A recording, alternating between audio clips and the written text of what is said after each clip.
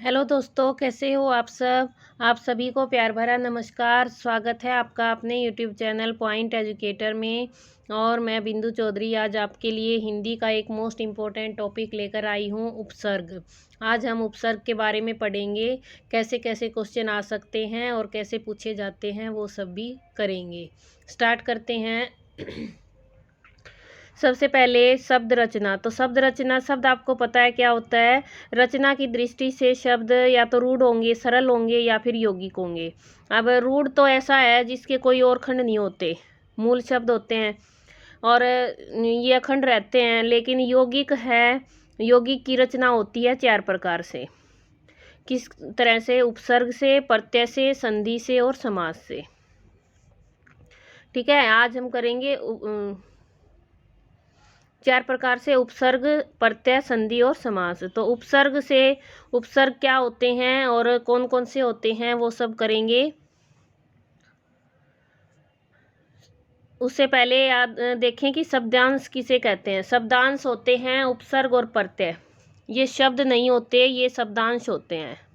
ठीक है, इनका अपना कोई अर्थ नहीं होता, ये अकेले प्रयुक्त नहीं होते। शब्दांश के 2 भेद हो गए, उपसर्ग और प्रत्यय। शब्दांश ऐसे शब्द खंड है, शब्द का खंड टुकड़ा है, जो स्वयं तो सार्थक शब्द नहीं होते किंतु अन्य शब्दों के आदि या अंत में जुड़कर भिन्न सार्थक शब्द बना देते हैं। अब यहाँ पे भिन्न क्यों लिखा है? भिन्न का मतलब है कि जो मूल शब्द है जिसमें वो जुड़े हैं, उससे उसका अर्थ है वो चेंज हो जाता है, दूसरा अर्थ होता है। ठीक है, सार्थक शब्द बनता है लेकिन उसका अर्थ है वो अलग होता है, तो भिन्न सार्थक शब्द बना देते हैं। क्लियर हुआ? अब जैसे हार है, हार के आगे प्र जुड़ गया तो प्रहार बन गया, आ जुड़ गया तो आहार बन गया, वी जुड़ गया तो विहार बन गया, उप जुड़ गया तो उपहार बन गया। अब सिर्फ उपसर्ग प्र, वी, आ, उप, ये जुड़ने से ही हार के अर्थ में परिवर्तन हो गया है। ठीक है, तो मूल शब्द हमारा हार है और उसमें अलग अलग उपसर्ग जुड़े तो उनसे भिन्न सार्थक शब्द बन गए। नेक्स्ट, उपसर्ग। तो उपसर्ग किसे कहते हैं? पेपर में आ जाए उपसर्ग क्या है, तो क्या बताओगे? उपसर्ग क्या है? शब्दांश है। क्या है? शब्दांश हैं। जो शब्दांश किसी शब्द से पहले लगकर उसके अर्थ को बदल देते हैं, उस शब्द के अर्थ में कुछ विशेषता उत्पन्न कर देते हैं, ऐसे पहले लगने वाले शब्दांश को उपसर्ग कहते हैं। तो उपसर्ग पहले लगने वाला, किसी भी शब्द के पहले लगने वाला शब्दांश कहलाता है। ठीक है, तो पहले लगता है और शब्दांश है, ये याद रखना है। नेक्स्ट है, इसके बाद जैसे मैंने एग्जाम्पल बता ही दिया था, प्र, उप, ये सारे हमारे क्या हैं? उपसर्ग हैं। विशेष, विशेष में क्या दिया है? विशेष में इसने विशेषता दी है कि उपसर्गों का स्वतंत्र रूप से प्रयोग नहीं होता। अब अकेला प्र लिख दिया तो प्र का कोई मतलब नहीं हुआ। ठीक है, दूर लिख दिया तो दूर का मतलब नहीं हुआ, तो स्वतंत्र रूप से प्रयोग नहीं होता, किसी शब्द से पहले जुड़कर ही प्रयुक्त होते हैं। अब कई बार एक से अधिक उपसर्ग भी लग जाते हैं, जैसे समालोचना। अब पेपर में मोस्टली यही पूछे जाते हैं, एक वाले कम पूछे जाते हैं। एचटेट में 2 या 3 उपसर्ग या प्रत्यय जुड़े हों वो शब्द ज़्यादा आते हैं। तो समालोचना, सम और आ, ठीक है, 2 हो गए इसमें। प्रत्युपकार में प्रति और उप हो गया। इसी तरह से प्रत्याहार में प्रति और आ हो गया। और हार, हार है वो मूल शब्द हो गया। ठीक है, तो इसमें क्या क्या है? 2 उपसर्ग जुड़े हुए हैं, कई बार 2 से अधिक भी जुड़ जाते हैं। अब हिंदी में 4 प्रकार के उपसर्ग प्रयुक्त होते हैं। संस्कृत के, हिंदी के, उर्दू के उपसर्ग और अंग्रेजी के उपसर्ग। संस्कृत के उपसर्ग, संस्कृत में हमने पढ़ा भी होगा, 6th 7th 8th में तो सबके लिए कंपलसरी होता है। तो आपने अनु, अनु होता है पीछे, किए थे ना ये हमने, राम के पीछे पीछे सीता चलती है, तो वहाँ पे हम अनु का यूज़ करते हैं पहले। आ, सु, तो अनु में जैसे अनुवाद हो गया, अनुग्रह, अनुचर, अनुसार, अनुकूल। और ये मैं पूरा नहीं बता रही आपको, ये पीडीएफ मैं शेयर कर दूंगी, क्योंकि ये आप खुद से याद करेंगे तभी आपको याद होंगे। समझाने जैसा ऐसा कुछ भी नहीं है इसमें। आ से बना आजीवन, आगमन, आक्रमण। तो इनके अर्थ पर ध्यान देना है कि इसका अर्थ क्या होता है। सु होता है सुंदर, तो सुक्रम, सुगम, सुयस, सुजन, सुकर। उप, सम, प्रति, निर, निस, बहु, नि, अधि,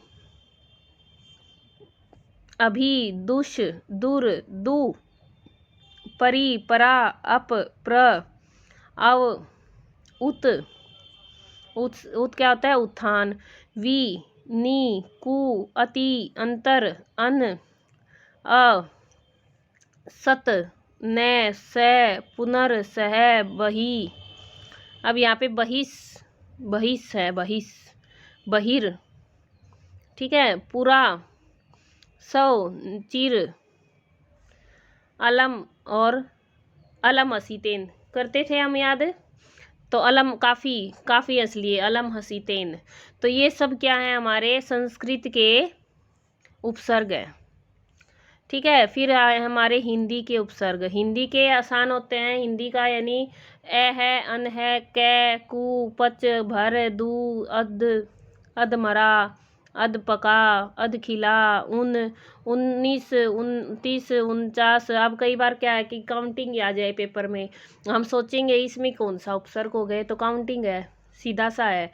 लेकिन यहाँ पे देखो 59, 19, 29, 49, तो इन सब में उन जुड़ा है, ठीक है। फिर है नी, से, सु, 3, 4, दूसरा ती का होता है 3, चौका 4, पर, बिन। तो ये सब किसके हो गए, संस्कृत के। फिर है उर्दू के। उर्दू के शब्द जैसे अलग ही होते हैं, खुश, बद, गैर, हम नाम, हम उम्र, ठीक है। तो ये तो पहचान इनकी आसान होती है उर्दू में, जैसे लापरवाह, लावारिस, लाइलाज, लाजवाब, बेदाग, बेकसूर, बेईमान, बेइज्जत, बेकार, बर्खास्त, बर्दाश्त, बरवक्त, हम नाम, हम उम्र, हम दर्द, नाबालिग। तो ये सब क्या हैं, उर्दू के उपसर्ग हैं। आप पेपर में कैसे आएंगे, ये नहीं आएंगे इनके शब्द बनाओ। अब मान लो पेपर में आ गया ना समझ, ठीक है। अब इसमें पूछेंगे कि इसमें कौन सा उपसर्ग है, ना हो गया। अब ना है वो हिंदी का है, उर्दू का है, संस्कृत का है, या फिर अंग्रेजी का है। ना किसका है, उर्दू का है। तो यहाँ पे ना समझ में उर्दू का है, ठीक है। तो ये शब्द आपको याद करने हैं, शब्द रिवाइज करने हैं कि कौन से शब्द में किस तरह का उपसर्ग युक्त है, जुड़ा हुआ है। जैसे दरमियान, तो इसमें दर, दरअसल, बददस्तूर, बदस्तूर, बनिस्बत, बदौलत, तो इसमें बै जुड़ा है। बाकायदा, बाइज्जत, बामुलायजा। तो ये तो शब्द ही अलग हैं, ठीक है। तो उर्दू जैसे लग रहे हैं हमें सुनने में। और खुशबू, अब ये पीछे आया था पेपर में, एस्टेट में, खुशबू में कौन सा वो है, उपसर्ग है। तो क्या है, खुश है। और खुश किसका है, उर्दू का है। बू, बू होती है स्मेल, तो खुश, अच्छी खुशबू, ठीक है, अच्छी यानी बू।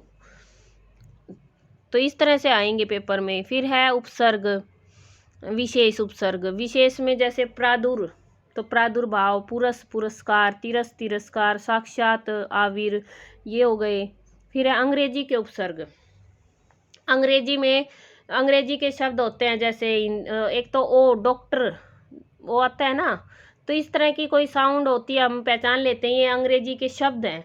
तो ऐसे ही अंग्रेजी के जो उपसर्ग हैं वो भी, जैसे सब, SUB, सब, डिप्टी, चीफ, वाइस, जनरल, तो ये सारे क्या हैं, इंग्लिश के, अंग्रेजी के उपसर्ग हैं।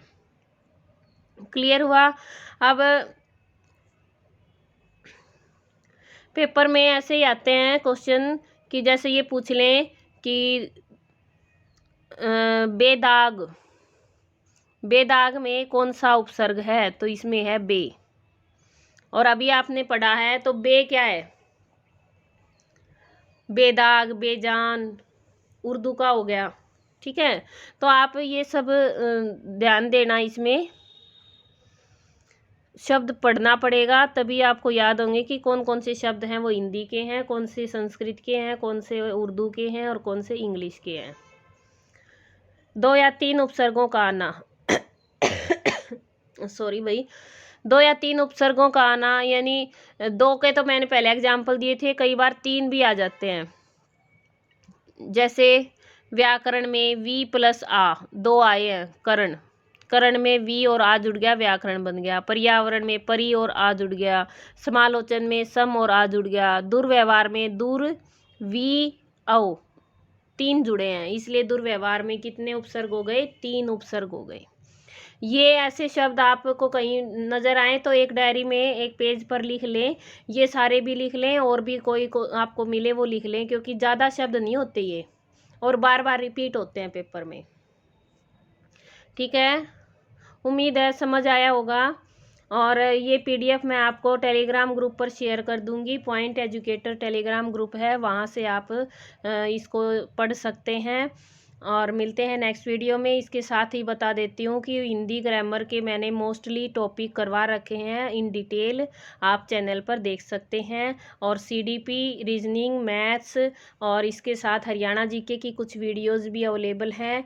इंग्लिश ग्रामर मैंने पीवाईक्यू सबके करवा दिए, जो भी कॉमन पेपर है हमारा 90 नंबर का जो आता है कॉमन पेपर, उसके पीवाईक्यू 5 सालों तक के मैंने तीनों लेवल के करवा रखे हैं, आप चैनल पर देख सकते हैं।